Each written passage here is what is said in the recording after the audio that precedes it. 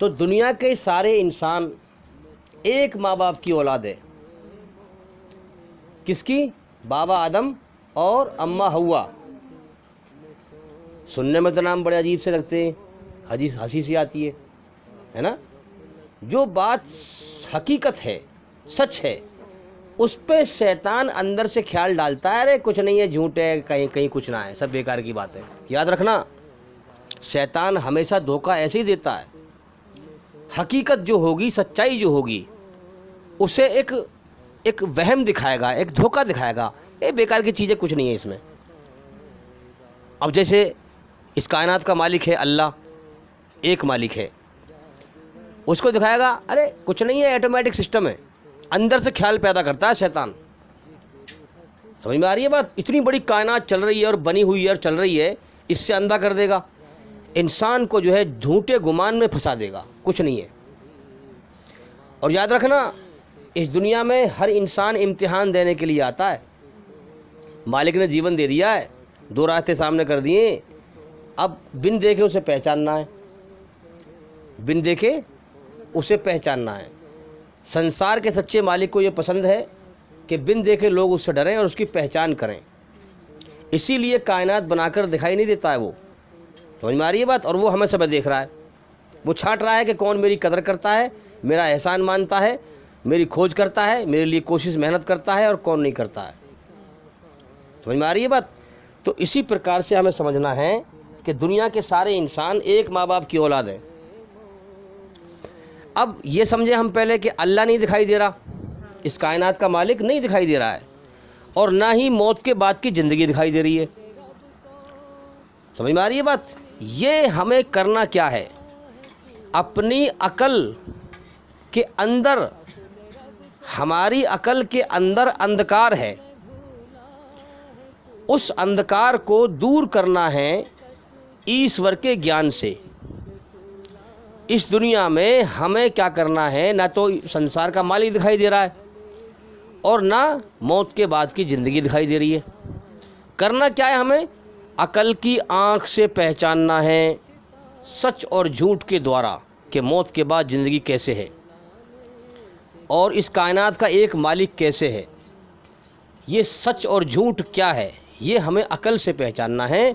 और अकल से हम जब पहचानेंगे, जब आसमानी किताब को समझेंगे, कुरान मजीद को समझेंगे। समझ में आ रही है बात? अब जैसे मान लो, हम मिसाल के तौर पर, अब जो लोग मालिक की कदर करते हैं, उसका एहसान मानते हैं, खोज करते हैं, वो पहचान लेते हैं, और जो लोग अल्लाह की नाकदरी करते हैं, वो शैतान के फंदे में फंसे रहते हैं। अब जैसे मिसाल के तौर पर सवाल किया गया कि भाई मुसलमान जो है एक खुदा को मानते हैं, एक अल्लाह को मानते हैं, एक ईश्वर को मानते हैं, लेकिन हमारे गैर मुसलमान भाई तो जो है बहुत सारे खुदाओं को मानते हैं, 33 करोड़ देवी देवता मानते हैं, कभी किसी के आगे सर झुका रहे हैं, कभी किसी के आगे सर झुका रहे हैं, कभी किसी के आगे सर झुका रहे हैं। अच्छा सवाल है ये। मसला इसमें यह है, समझना है हमें। अच्छा, फिर वो जातिवाद के नाम पे करते हैं कि फ़लाँ जाति से फ़लाँ ये नीचा है, ये ऊंचा है। तो इसको हम समझ लें, दुनिया के सारे इंसान एक जाति के हैं, एक माँ बाप की औलाद हैं, सबका पैदा करने वाला एक मालिक है। ये अटल हकीकत है। अब देखो हमें क्या करना है। मैंने आपको क्या बताया, पिछला समय हमने नहीं देखा, हमने आदम अलैहिस्सलाम को नहीं देखा। लोग कहेंगे यार हवाई बात करते हो, किसने देखा है? हम आज के इंसान ने देखा है आदम अलैहिस्सलाम को? नहीं देखा। फिर क्या हवाई बात करते हो? अरे मेरे भाई, हवाई बात नहीं कर रहा, बात को समझ। ना तो श्री राम जी किसी ने देखे आज के इंसान ने, हैं? ना मोहम्मद सल्लल्लाहु अलैहि वसल्लम को देखा आज के इंसान ने। हमें करना क्या है, हमें अकल की पुख्तगी के साथ, अकल की आँख से सच और झूठ को पहचानना है। नहीं समझे बात को? देखो, जो इंसान अल्लाह का ना कदरा है, जिसको परवाह नहीं है मुझे क्यों जीवन दिया है उसने, क्या मकसद, मुझसे क्या चाहता है, क्या मकसद है, क्यों मैं दुनिया में आया हूँ, क्यों मर जाऊँगा, उसे कोई होश नहीं है, दुनिया परस्ती में लीन है, अल्लाह का ना कदरा है, तो वो क्या कहेगा? क्या कहेगा वो? अरे कहीं ना यार, ये सब धर्म वाले बेकार बकवास बात करते हैं खामखा, हैं? कहीं कोई खुदा उदा नहीं है, सब ऑटोमेटिक सिस्टम है, ये सब खामखा लड़ते झगड़ते हैं, कुछ नहीं है। कितने लोगों को मैंने ऐसे कहते हुए देखा है।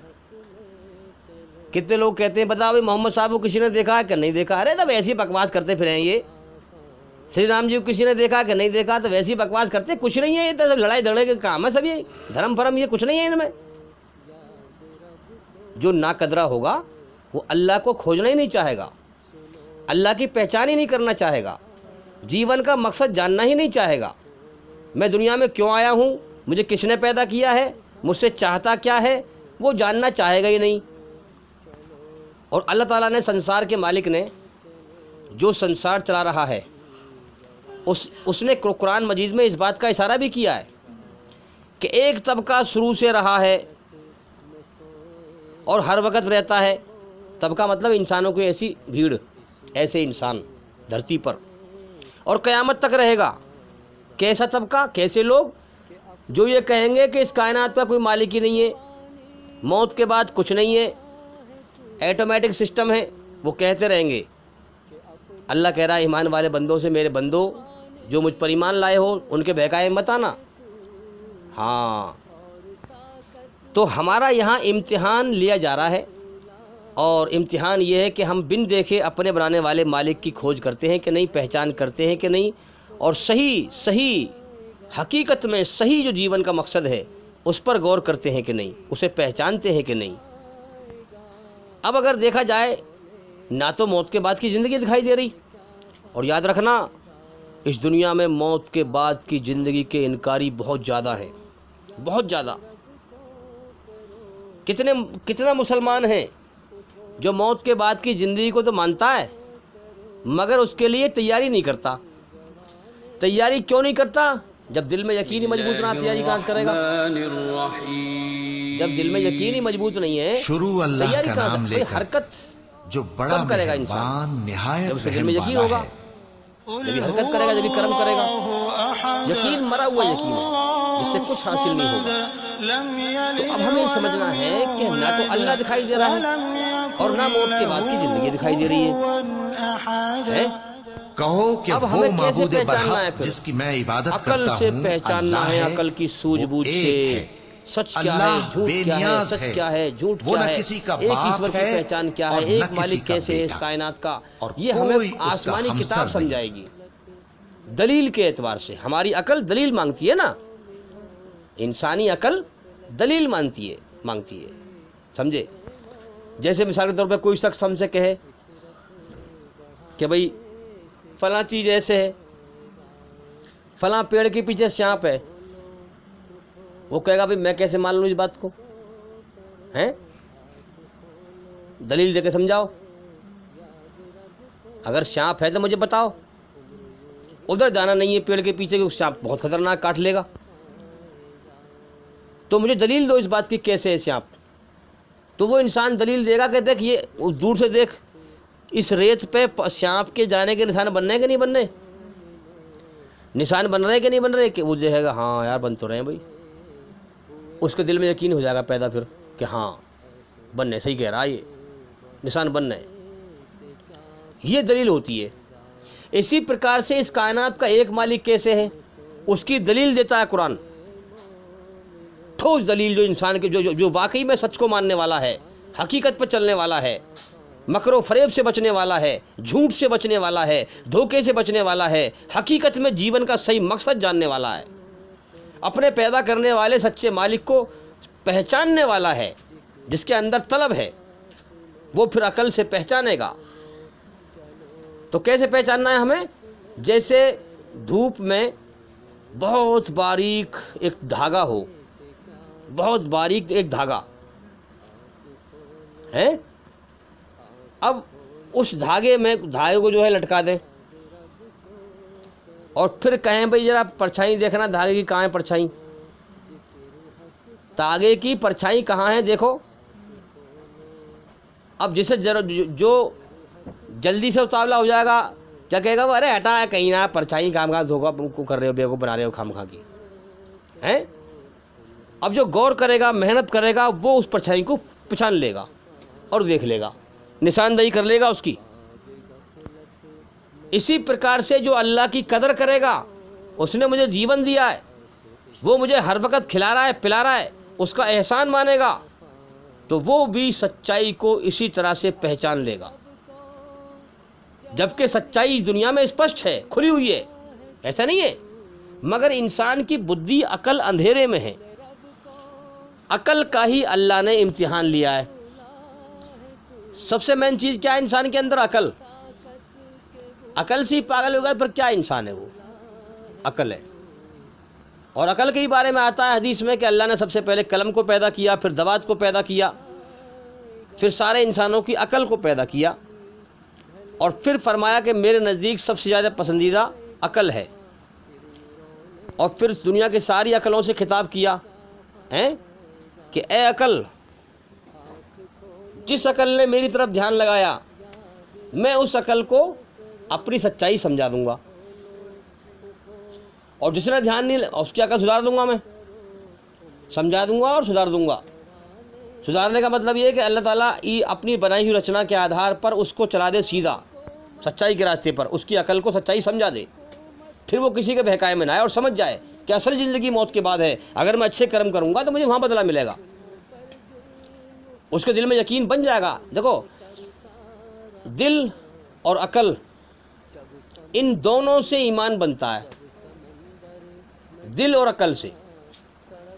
दिल से तो अल्लाह की तरफ बढ़ना है, और अकल से सच्चाई को पहचानना है, और झूठ को पहचान के झूठ से बचना है। अगर तुम दिल और दिमाग दोनों का इस्तेमाल करोगे तो शैतान के फंदे से बच जाओगे। मौत से पहले पहले इस दुनिया में आने का मकसद पहचान जाओगे, दुनिया का नशा ख़त्म हो जाएगा। हैं? अगर मौत से पहले ख़त्म ना हुआ तो फिर मौत आगे ख़त्म करेगी फिर नशे को।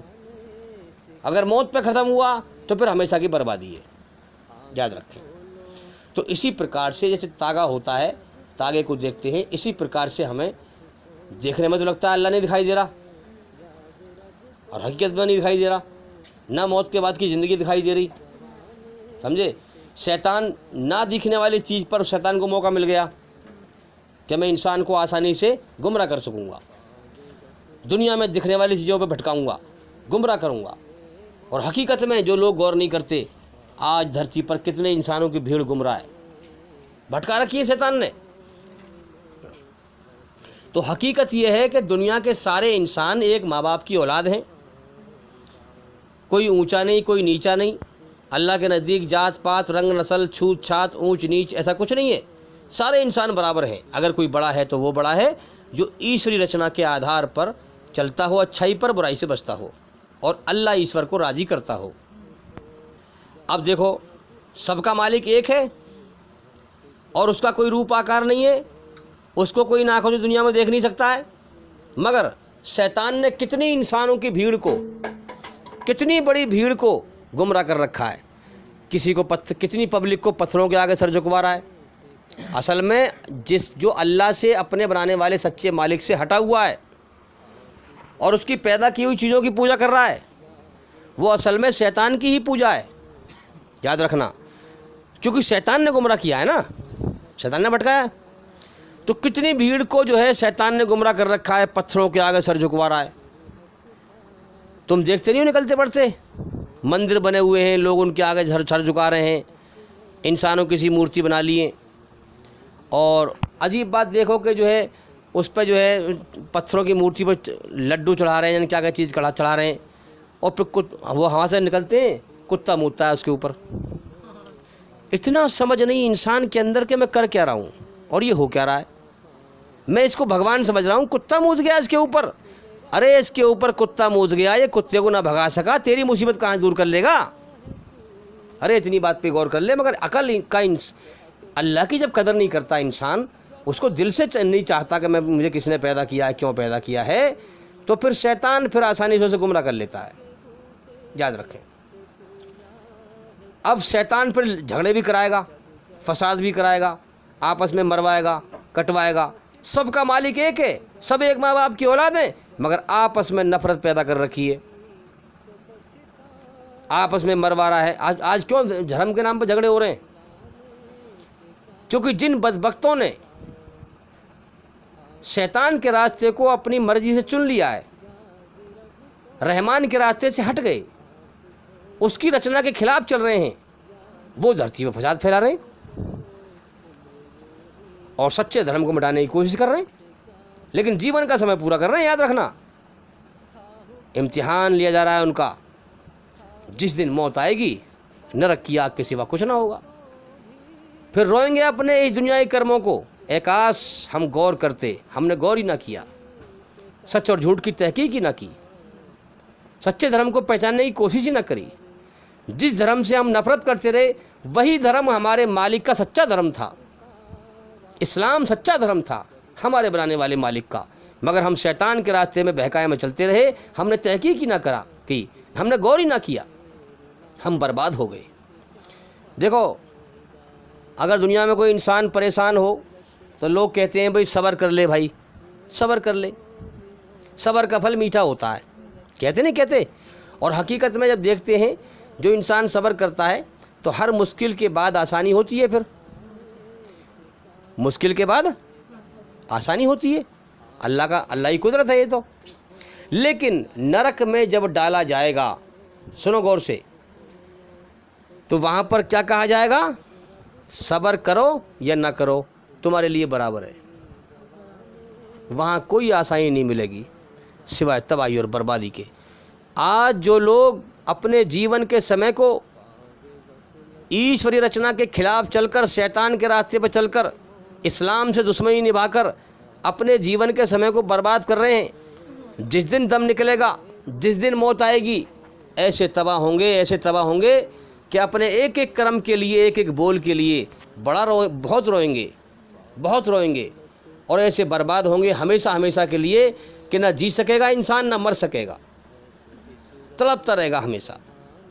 तो इसलिए हमें गौर करना है, सच्चाई को पहचानना है। जीवन का समय बीत रहा है और बहुत बड़ा धोखा है दुनिया की बड़ी अजीब बात है कि हर इंसान को पता है मुझे एक दिन ज़रूर मरना है, और कब आ जाए मौत ये भी पता नहीं, लेकिन फिर भी इंसान दुनिया में ऐसे जीता है जैसे उसे कभी मौत ना आएगी।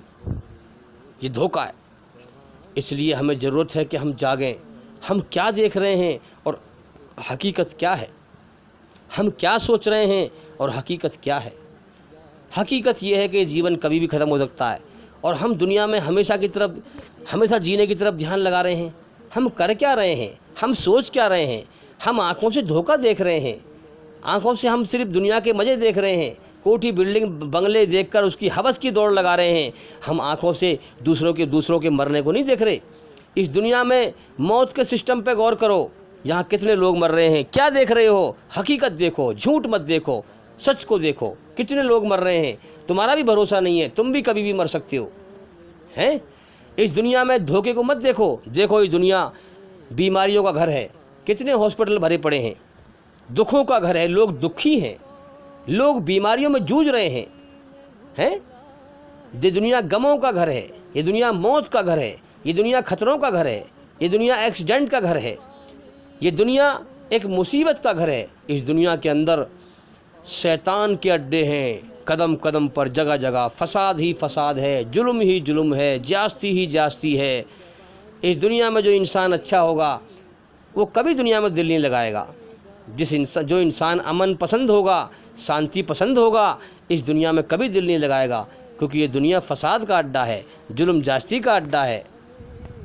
तो शैतान ने लोगों को गुमराह कर रखा है, अल्लाह की, ईश्वर की पैदा की हुई चीज़ों के आगे झुकवा रहा है। कितने सारे लोग खुदा मान रहे हैं, पत्थर के अंदर खुदा को समझ रहे हैं। सब धोखा ही धोखा है। हर चीज़ दुनिया में फ़ना होने वाली है, मिटने वाली है। अल्लाह लाफानी है, कभी ना मिटने वाला है। जो कभी ना मिटने वाला है वो कायनात का बनाने वाला है, उसने हर चीज़ को बनाया है, उसको किसी ने नहीं बनाया है, वही इबादत के लायक है। उसी के बारे में इस्लाम में कहा गया है, ला इलाहा इल्लल्लाह, एक नहीं है कोई माबूद, एक अल्लाह के सिवा इबादत के लायक, एक ईश्वर के सिवा सर झुकाने के लायक, एक ईश्वर के सिवा पूजने के लायक कोई नहीं है। तो भाई कायनात इसी बेस पे चल रही है। अल्लाह ताला ये देख रहा है, छांट रहा है कि कौन मेरी कदर करता है, कौन मेरी बिंदे की पहचान करता है, मेरी सच्चाई पे गौर करता है और मुझे पाकर मुझे राज़ी करता है कि नहीं करता है। जो दिल से गौर करेगा, खोज करेगा, वो महसूस कर लेगा कि मैंने अल्लाह को पा लिया। अल्लाह ताला उसको अपनी रिजल्टमेंट दिखाएगा ना, नतीजा दिखाएगा। जो धोखे के धर्म पे चल रहा होगा वो अपने धर्म की मेहनत का नतीजा नहीं पाएगा। याद रखना, कुदरत का दस्तूर है कि जब इंसान किसी काम में मेहनत करेगा, कुदरत उस मेहनत का नतीजा ज़रूर दिखाती है, रिजल्टमेंट ज़रूर दिखाती है। जो इंसान सच्चे धर्म पे होगा, सच्चाई में उसको पहचान लिया होगा अपने बनाने वाले सच्चे मालिक को, कुदरत उसको फिर रिजल्ट दिखाएगी, नतीजा दिखाएगी। क्या नतीजा दिखाएगी? मौत का गम उसके ऊपर सवार हो जाएगा। वरना इस दुनिया में इंसान नशे में है। ऐसा नशा है, बताया मैंने अभी आपको, कि अभी मर जाए इंसान, अभी मर सकता है, लेकिन फिर भी वो ऐसे बैठा हुआ है, ऐसा जी रहा है दुनिया में जैसे हमेशा रहना हो उसे। ये नशा ईमान वाले का, ईमानदार का, सच्चे इंसान का, जो सच्चाई से अपने मालिक को पहचान चुका होगा, ये नशा कुदरत उसका दूर कर देगी। ये नतीजा है कुदरत का। समझ में आ रही है बात? करें, मौत का गम उसके ऊपर सवार हो जाएगा। दुनिया में जो नशा है हमेशा जीने का और मौत से बेखबर है, ये उसका नशा उतर जाएगा और मौत का गम उसके ऊपर सवार हो जाएगा। दूसरी बात, इस दुनिया का धोखा हट जाएगा। ये दुनिया धोखा, यहाँ हर चीज़ धोखा है। इस दुनिया से रग़बत कम हो जाएगी, ख़त्म हो जाएगी। बस खाने के, जीने के लिए जिएगा, बस खाएगा पिएगा, समझे, हलाल रोजी खाएगा। इस दुनिया से रग़बत हट जाएगी और हमेशा के घर जन्नत की रग़बत बढ़ जाएगी उसके अंदर। कुदरत उसके दिल को दुनिया की मोहब्बत से पाक कर देगी, अपनी मोहब्बत उसके दिल में दाखिल कर देगी। तो वो समझ जाएगा कि हाँ, मैं सच्चे रास्ते पर हूँ, मुझे इसका नतीजा कुदरत दिखा रही है। फिर वो परेशान नहीं होगा, घबराएगा नहीं, कहीं मेरी मेहनत मौत के बाद बेकार ना हो जाए, मौत के बाद बेकार ना हो जाए। तो उसका दिल थम जाएगा कि वाकई मैं जिस रास्ते पर चल रहा हूँ, कुदरत ने मुझे उसका रिजल्ट, नतीजा दिखा दिया, मेरे दिल को दुनिया की मोहब्बत से पाक कर दिया। इस दुनिया में मेरा दिल नहीं लगता, ये दुनिया धोखा है, इसका धोखा हटा दिया कुदरत ने मेरा, और मुझे इस दुनिया में मौत के होश में ले आया, मरने से पहले पहले मरने के होश में ले आया। वरना इस दुनिया में देखें आप, इंसान अभी मर जाए मगर वो फिर भी दुनिया में ऐसे जी रहा है जैसे उसे कभी मौत ना आएगी। तो जो इंसान इस दुनिया में अल्लाह की कदर करे और उसे पाले, हैं, सच्चाई के रास्ते को पाले, अल्लाह को पाले, उसे राज़ी करे, मेहनत करे, हैं, तो वो ईमान वाला होता है। कुरान में उसका ईमान वाले का जिक्र है।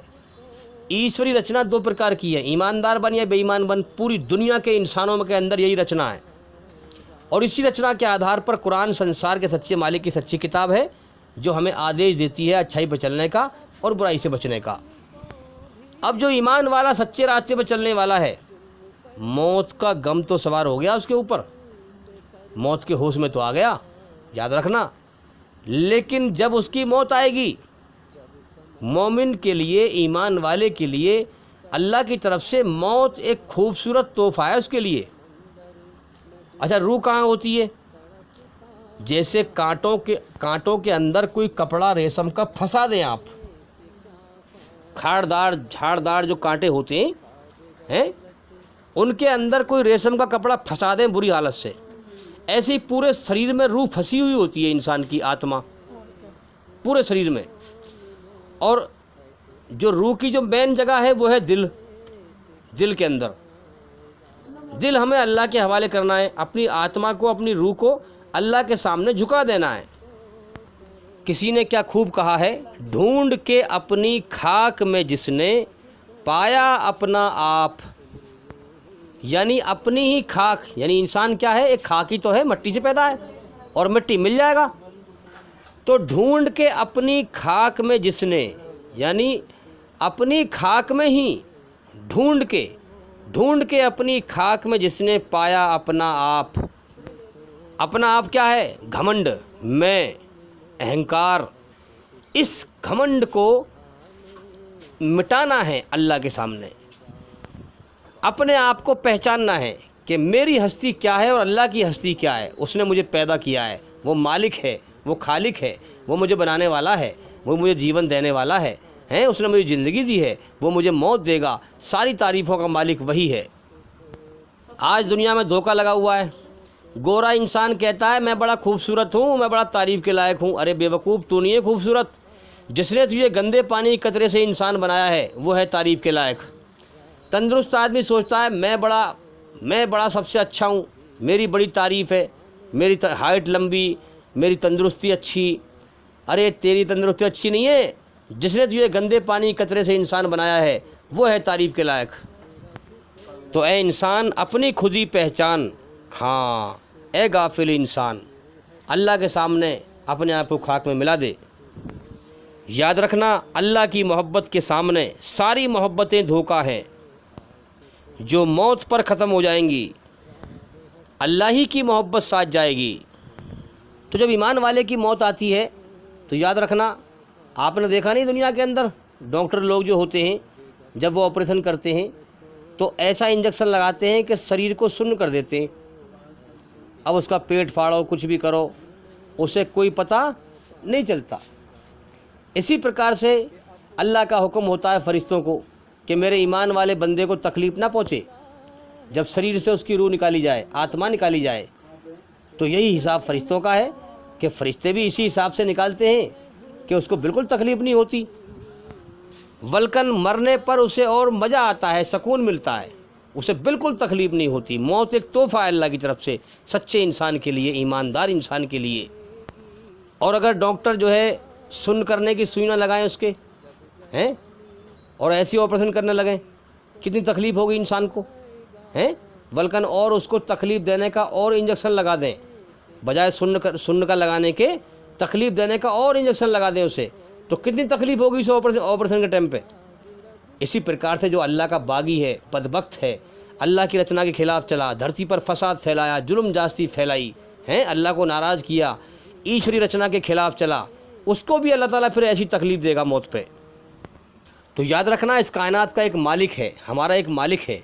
उसे राज़ी करने के लिए हम दुनिया में आए हैं कि अपनी खुदी को, अपने घमंड को मिटा और अपने मालिक की तारीफ़ को पहचान। करो भलाई ज़मीन पर, खुदा खुश होगा अरसे बरी पर। तुम ज़मीन वालों पर रहम करो, आसमान वाला अल्लाह ताला ईश्वर तुम पर रहम करेगा। तो मेरे भाइयों, ये दुनिया धोखा है। कैसे इस दुनिया में दिल लगा सकता है इंसान अगर इस दुनिया की हकीकत को समझ जाए कि ये दुनिया दुखों का घर है, हाँ, खतरों का घर है, बीमारियों का घर है, गंदगी का घर है, मौत का घर है, गमों का घर है, परेशानियों का घर है। इस दुनिया में जितने भी रिश्ते नाते हैं, सारे रिश्ते नातों की मोहब्बत एक धोखा है। कभी भी मौत आ सकती है, कभी भी कोई भी रिश्ता नाता टूट सकता है। जब मौत आएगी दुनिया में कोई नहीं बचा सकता। हाँ, ऐसी बादशाहत यहाँ संसार के सच्चे मालिक अल्लाह ईश्वर की छाई हुई है। कोई भी कभी भी यहाँ मर सकता है और सब कुछ छोड़कर दुनिया को कभी भी जा सकता है। तो याद रखना, यहाँ सब कुछ अल्लाह का है।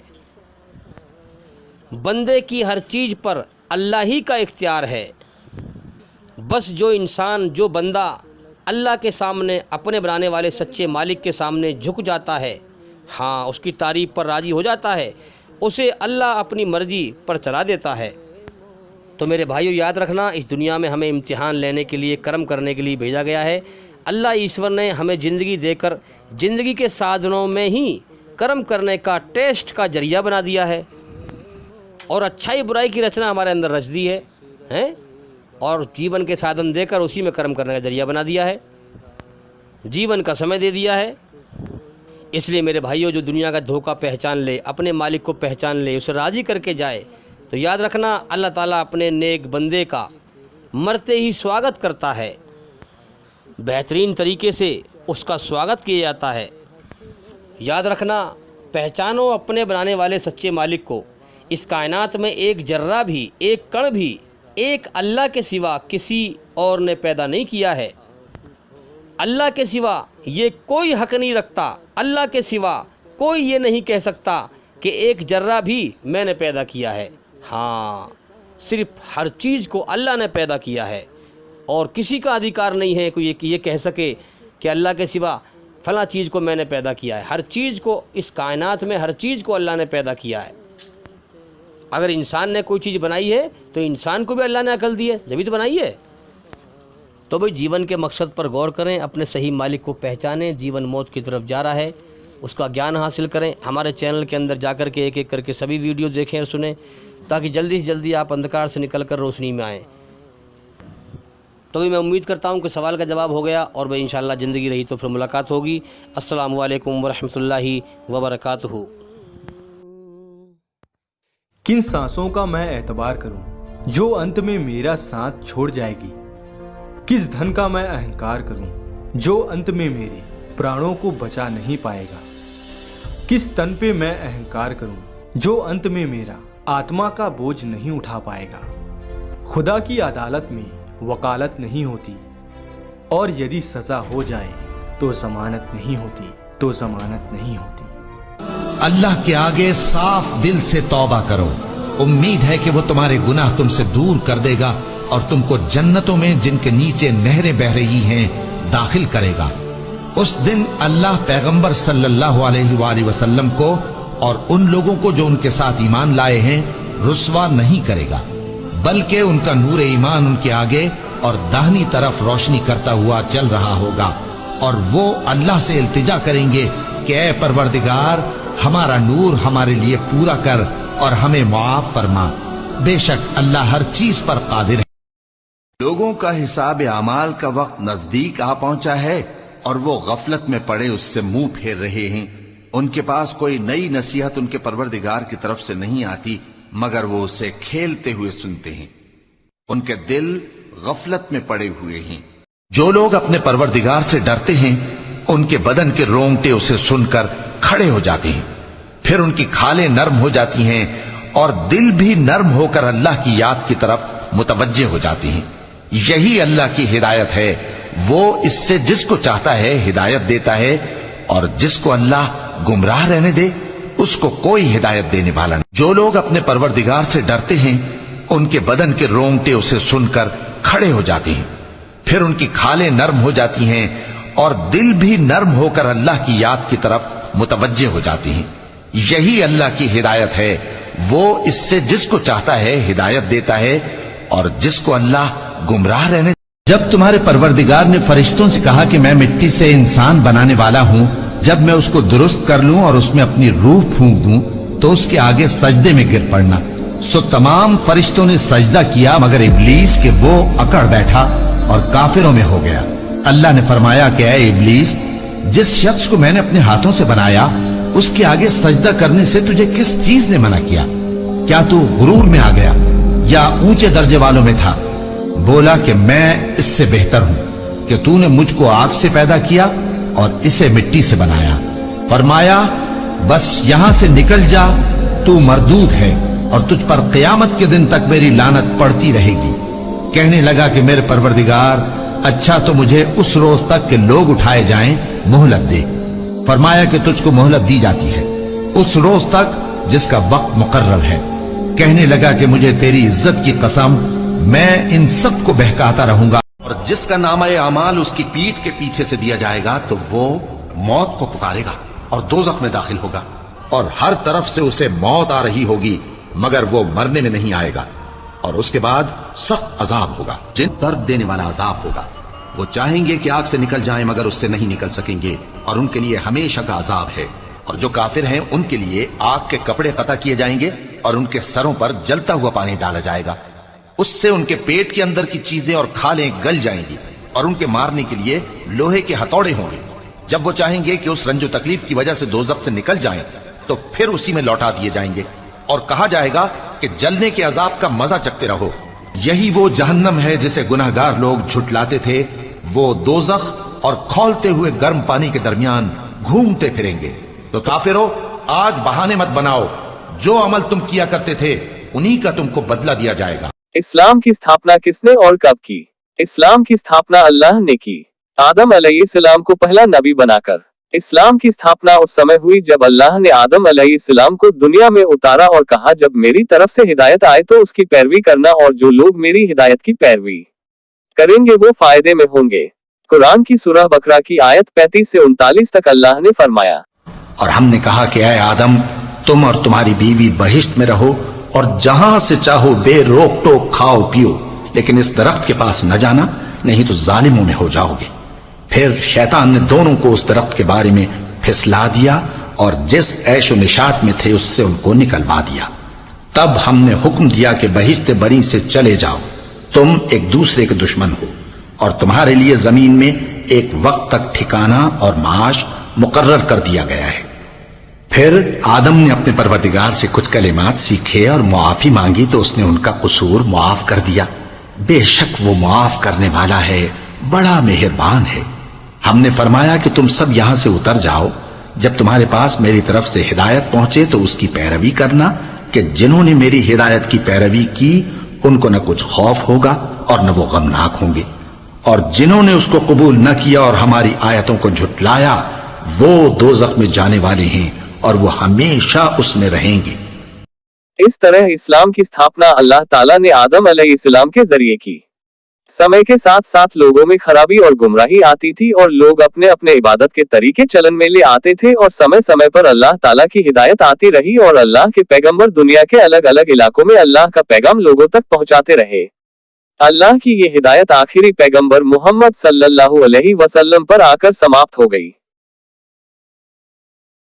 जो लोग यह मानते हैं कि इस्लाम तो सिर्फ 1400 साल पहले आया, वो गुमराही में जी रहे हैं। इस्लाम आदम अलैहिस्सलाम यानी पहले इंसान के टाइम से चला आ रहा है, और जो लोग नहीं जानते उन्हें बता दूं कि आदम अलैहिस्सलाम दुनिया के पहले इंसान थे और उन्हीं की औलाद दुनिया भर में फैल गई, यानी हम सब आदम अलैहिस्सलाम की औलादों में से है। आदम के नाम से ही आदमी शब्द बना, जिसका मतलब होता है इंसान, मानव, मनुष्य। आदम अलैहिस्सलाम को बाबा आदम के नाम से भी जाना जाता है और इंग्लिश में एडम के नाम से भी वो फेमस है। पहले नबी आदम अलैहिस्सलाम और आखिरी नबी के दरमियान बहुत सारे नबी आए और सब के सब एक ही धर्म पर थे, यानी इस्लाम पर, जिनमें कुछ का जिक्र कुरान में आता है, जैसे नूह अलैहिस्सलाम, इब्राहिम अलैहिस्सलाम, मूसा अलैहिस्सलाम, ईसा अलैहिस्सलाम। अल्लाह ताला सूरह अश-शूरा की आयत 13 में फरमाते हैं, उसने तुम्हारे लिए दीन का वही रास्ता मुकर्रर किया जिसके इख्तियार करने का नूह को हुक्म दिया था, और जिसकी ए नबी हमने तुम्हारी तरफ वही भेजी है, और जिसका इब्राहिम और मूसा और ईसा को हुक्म दिया था।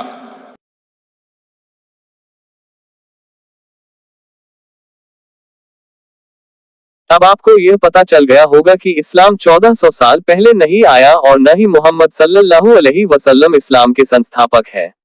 मोहम्मद सल्लल्लाहु अलैहि वसल्लम इस्लाम के आखिरी पैगंबर थे, न कि संस्थापक, और इस्लाम 1400 साल से भी ज्यादा पुराना धर्म है। इस वीडियो को और वीडियो में दी गई जानकारी को ज्यादा से ज्यादा लोगों तक पहुंचाएं, ताकि जो लोग इस्लाम के खिलाफ झूठी बातें फैला रहे हैं उन पर लगाम लग सके।